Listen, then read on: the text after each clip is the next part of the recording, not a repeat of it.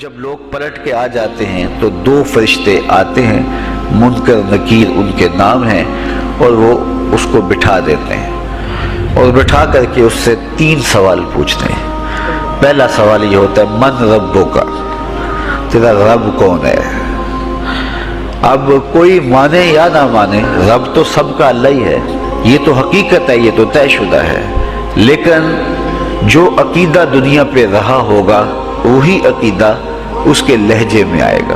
تو اگر ہم اپنے رویے سے، اپنے عمل سے، اپنے عقیدے سے واقعی اللہ کو رب مانتے ہیں تو پھر قبر میں جب سوال ہوگا من ربک، تیرا رب کون ہے، تو پھر کبھی بھی جواب دیتے جھجک محسوس نہیں ہوگی۔ بندہ عرض کرے گا رب اللہ، میرا رب اللہ ہے۔ دوسرا سوال قبر میں یہ ہوگا کہ ما دینوں کا، تیرا دین کون سا ہے؟ مختلف ادیان دنیا کے اوپر موجود ہیں، لیکن اسلام کے بعد اب کسی اور دین کو قبول نہیں کیا جائے گا۔ ارشاد فرمایا کہ اللہ تعالیٰ اسلام کے علاوہ کسی اور دین کو قبول نہیں کرے گا۔ اب اس نے اگر اپنا طرز زندگی، اپنا انداز معاشرت اسلام کی مطابقت میں رکھا ہوگا اور دین کو اس نے دین سمجھا ہوگا، اسلام کو ہی اپنا دین، عملاً رویتاً ہر خوشی غمی کے موقع پہ اس نے اسلام کو ہی ترجیح دی ہوگی، تو پھر اس کو کوئی جھجک نہیں ہوگی جواب دیتے ہوئے کہ میرا دین اسلام ہے۔ میرے شب و روز، میری زندگی کے نشیب و فراز، میری زندگی کی گوشہ جو ہے وہ اسلام کی مطابقت میں گزرتا تھا، تو پھر وہ سیدھا سیدھا جواب دے گا دین الاسلام۔ اس لیے ہمیں اس سوال کی تیاری بھی کرنی چاہیے۔ ہم صرف مسلح کے مسلمان نہ بنیں کہ 5 نمازیں پڑھ لی، روزے رکھ لیے، تراویح پڑھ لی اور حج کر لیا، تو اس سے ہم مطمئن ہو گئے کہ ہم مسلمان ہیں۔ اسلام ایک مکمل اور اکمل اور کامل ضابطہ حیات ہے، اپنے ماننے والوں کو زندگی گزارنے کا پورا اسلوب اور مکمل کامل رہنمائی دیتا ہے۔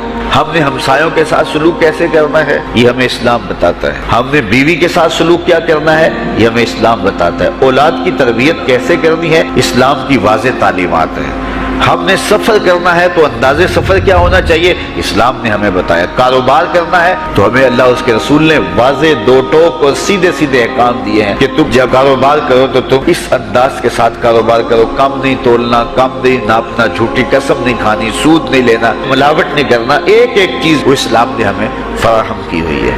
تو پورا دین جو ہے جب ہم اختیار کریں گے، ہمارے رویے، ہمارا طرز زندگی، ہمارا انداز معاشرت جب دین اسلام کے مطابق ہوگا تو قبر میں اس سوال کا جواب دینا ہمارے لیے کوئی مشکل نہیں ہوگا۔ اور اگر ہمارا طرز زندگی کچھ اور طرح کا ہوگا تو کیا صرف یہ کہہ دے کہ ہم مسلمان ہیں؟ یہ تو پھر ایک کافر بھی کہہ سکتا ہے کہ میرا دین اسلام ہے، ایک منافق بھی کہہ سکتا ہے کہ میرا دین اسلام ہے، لیکن ایسا نہیں ہوگا۔ جو ہماری کیفیت قلب ہوگی قبر میں اس کا جواب اس کی مطابقت میں آئے گا۔ یہ کافر جواب نہیں دے سکے گا کہ میرا رب اللہ ہے، کیونکہ وہ عمل سے، رویے سے اب اس کو اپنا رب نہیں مانتا ہے، تو حقیقتاً تو اس کا رب اللہ ہے، لیکن وہ یہ جواب نہیں دے پائے گا۔ اسی طرح جو شخص اپنے طرز زندگی کے اندر اسلام کو داخل نہیں کر چکا ہے اور اسلام کو اس نے اپنا ہادی رہنما نہیں بنایا ہے، تو وہ قبر میں اس سوال کا جواب کیسے دے سکے گا کہ میرا دین اسلام ہے، چونکہ اس کا رویہ، اس کا طرز زندگی اور اس کا انداز معاشرت ایسا نہیں رہا ہوگا۔ اس لیے ہمیں اپنی زندگی کے شب و روز کو اسلامی تعلیمات کے سانچے میں مکمل اور کامل طور پر ڈھالنا ہوگا، تاکہ جب قبر میں سوال ہو تو ہم جواب دے سکیں کہ ہمارا دین اسلام ہے۔ تیسرا سوال فرشتے پھر پوچھیں گے، حضور علیہ الصلوۃ والسلام کے روضہ دور سے اور قبر کے درمیان سے پردے ہٹا دیے جائیں گے اور رسول کریم صلی اللہ علیہ وسلم سامنے ہوں گے، اور فرشتہ حضور کی طرف اشارہ کر کے کہے گا ما کنت تقول فی ھذا الرجل، ان کے بارے میں زندگی میں کیا کہا کرتا تھا۔ تو یہ حضور علیہ الصلوۃ والسلام سامنے ہوں گے اور یہ سوال پوچھا جائے گا۔ اب ابو جہل سے پوچھا جائے گا ما کنت تقول فی ھذا الرجل، تو وہ کہے گا ہے ہاتھ لا ادری، ہائے افسوس میں نہیں جانتا یہ ہیں کون۔ ابو لہب سے پوچھا جائے گا، وہ کہے گا ہے ہاتھ لا ادری، ہائے افسوس میں نہیں جانتا یہ کون ہے۔ اچھا جانتا نہیں تو پتھر کس کو مارتا تھا، جانتا نہیں تو گڑے کس کی راہوں میں کھدواتا تھا، جانتا نہیں تو اوجریاں کس کے اوپر ڈلوایا کرتا تھا، آنکھیں پھاڑ پھاڑ کے تو ساری زندگی دیکھتا رہا، لیکن آج ابو جہل قبر میں اترا، حضور کی صورت نورانی سامنے ہے اور پوچھا گیا کہ یہ کون ہے، یہ نورانی چہرے والے کون ہیں؟ تو ابو جہل کہتا ہے ہائے افسوس میں نہیں جانتا یہ کون ہے. اور 14 صدیاں گزرنے کے بعد ایک مومن لحد میں اترتا ہے اور پردے ہٹا دیے جاتے ہیں اور منکر نکیر سوال کرتے ہیں عامر چیمہ بتا یہ کون ہے. وہ کہتا ہے پیچھے ہٹو پہلے پائے ناز کو بوسہ تو کر لیتے تھے. میں تو مر کے پہنچا ہوں یہاں اس دل ربا کے واسطے. یہ تو میرے وقت جاگے کہ وہ میری قبر میں آئے. شیخ عبدالحق محدث دہلوی علیہ رحمہ لکھتے ہیں کہ جب سے یہ سنا ہے کہ قبر میں حضور آئیں گے پتہ نہیں موت کہاں مر گئی ہے, جی چاہتا ہے زندہ ہی قبر میں چلے جائیں. تو وہ کہے گا پہلے مجھے پائے ناز کو بوسہ تو کر لینے دو. میں تو زندگی کے بھر میں انتظار ان کا کرتا رہا اور ان کے بارے میں پوچھ رہے ہو یہ کون ہے. تو وہ فوراً جواب دیتا ہے یہ تو وہی میرے آقا و مولا ہیں جن کے لیے ساری زندگی تڑپتا رہا اور ان کی زیارت کی آرزوئیں اور تمنائیں کرتا رہا. اچھا ابو جہل ساری زندگی دیکھتا رہا تو وہ تو جواب نہیں دے پائے گا. وہ کہتا ہائے افسوس میں نہیں پہچانتا یہ کون ہے. ہاتھ لا ادری مجھے نہیں پتا. اور 14 صدیاں گزرنے کے بعد ایک مومن لحد میں اترتا ہے تو وہ فوراً کہتا ہے یہ تو وہی ہیں جن کے لیے زندگی گزار آیا. تو جس نے دیکھا تھا وہ پہچان نہیں سکتا اور صدیوں بعد جو دنیا کے اوپر آیا وہ فوراً پہچان بھی رہا ہے اور پائے ناز کو بوسے بھی کر رہا ہے. تو پھر اس کا کیا جواب ہوگا؟ تو اس کا جواب علامہ اقبال علیہ رحمہ نے دیا. وہ کہتے ہیں قبر میں یہ جو آنکھیں ہیں ان میں تو مٹی پڑی ہوگی, یہ تو بند ہوگی, دل کی آنکھیں کھلی ہوں گی. ابو جہل نے ان آنکھوں سے دیکھا تھا, یہ آنکھیں تو اب کھلی نہیں ہیں, تو ان سے وہ کیسے پہچانے گا؟ اور دل کی آنکھوں نے حضور کو دیکھا ہی نہیں تھا. اور یہ صدیوں گزرنے کے بعد جو مومن لحد میں اترتا ہے اس کی گو ان آنکھوں نے نہیں دیکھا تھا لیکن مومن کے دل میں حضور ہی بستے ہیں, اس لیے اس کی آنکھوں نے, دل کی آنکھوں نے حضور کو دیکھا اور پہچان لیا. اس لیے کہ دل کی آنکھوں نے حضور پہلے بھی دیکھے ہوئے تھے اور دل آرزو میں مچلتا رہا, اس لیے دل کو پہچاننے میں دیر نہیں لگی. تو وہاں یہ آنکھ نہیں پہچانے گی, یہ آنکھ پہچانے گی. تو حضور علیہ الصلوۃ والسلام کے حوالے سے جب سوال ہوگا, اگر اس سوال کا جواب نہیں آیا تو پھر جہنم کی کھڑکی کھول دی جائے گی, اور اگر اس سوال کا جواب آیا تو پھر جنت کے دروازے کشادہ کر دیے جائیں گے اور جنت کی ٹھنڈی ہوائیں اس کی قبر میں آ جائیں گی. بلکہ حدیث میں آتا ہے اسے کہا جائے گا کہ نم کنو متل عروس, ایسے سو جا جس طرح دلہن سوتی ہے. اور وہاں سے لے کر کے حشر تک کا سفر جو ہے اس کے لیے بہت لمبا سفر نہیں ہوگا. وہ ایسے ہوگا کہ جو ہے وہ ایک خوبرو کے گلے سے ہار گرے گا اور وہ موتی ٹوٹ کے گر جائیں گے اور وہ اس کو چننے میں مصروف ہو جائے گا. ابھی سارے موتی چن نہیں پائے گا کہ قیامت آ جائے گی. یہ مومن کے لیے اللہ نے آسانی رکھی. 50,000 سال کا دن ہوگا یوم محشر, لیکن جو مومن ہوگا اس کے لیے حشر کا اتنا بڑا دن ایسے ہوگا جتنا عصر کا وقت ہوتا ہے. تو اتنے فتح مکہ کا دن ہے.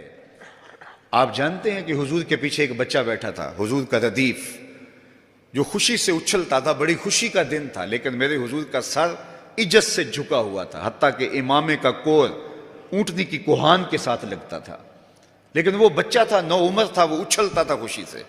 تو حضور سے روکتے تھے, پھر وہ اچھلتا تھا, پھر روکتے تھے. وہ بچہ کون تھا؟ تاریخ میں ڈھونڈے, نواسا نہیں ہے, کسی انصاری سردار کا بیٹا نہیں ہے, کسی قریشی سردار کا بیٹا نہیں ہے, حضور کے خاندان کا کوئی فرد نہیں ہے. ہم نے تاریخ ڈھونڈی تو وہ حضور کے آزاد کردہ غلام اور منہ بولے بیٹے زید بن حارثہ کا بیٹا اسامہ بن زید ہے. فتح مکہ کے دن اپنے ساتھ جس کو بٹھایا وہ غلام زادہ تھا. دنیا کو بتایا محمد عربی غلاموں کو عزت دینے آیا ہے. ایک غلام کو یہاں اپنے ساتھ سواری پہ بٹھایا, دوسرے کو کعبے کی چھت پہ چڑھا دیا. بلال حبشی کو کہا یہاں کھڑے ہو کے اذان پڑھو. اللہ اکبر. کہاں بلال مکے کی گلیوں میں ظلم اور جبر, جور اور زیادتی کا شکار ہوتے تھے.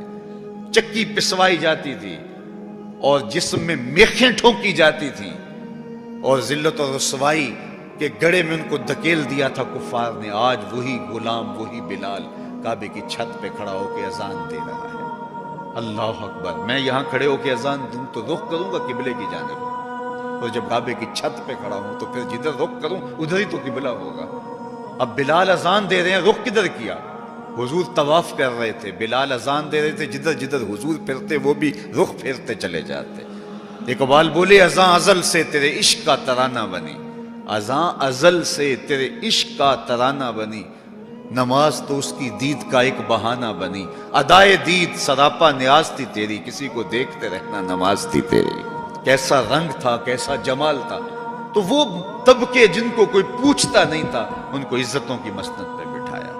غلاموں کو تو بیڑیوں میں جکڑ کے لایا جاتا تھا، انسان کے اوپر حاکم بنا ہوا تھا اور انسان کی تذلیل ہوتی تھی، اور میرے حضور کعبے سے مخاطب ہو کے کہتے ہیں کہ تیری بڑی عزت ہے، لیکن فرمایا کہ مسلمان کی عزت، آبرو اور اس کا خون تیرے سے زیادہ قیمتی ہے۔ یہ سبق دیا، یہ درس دیا تو بھٹکی ہوئی انسانیت کو سراغ زندگی میرے حضور نے عطا کی۔